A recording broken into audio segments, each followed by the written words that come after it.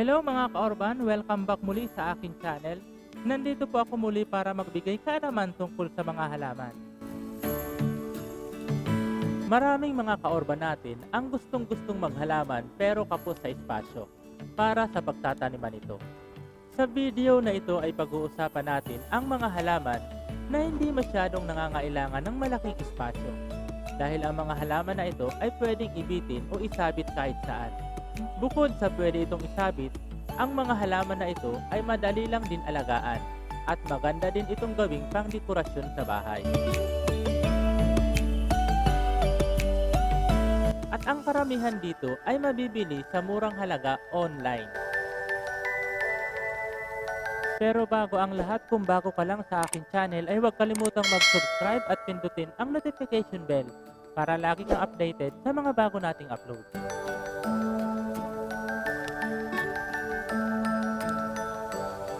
Narito ang listahan ng mga magagandang halaman na pwedeng isabit o ibitin sa ating mga tahanan, lalo na sa mga kaorban natin na walang masyadong espasyo sa bahay.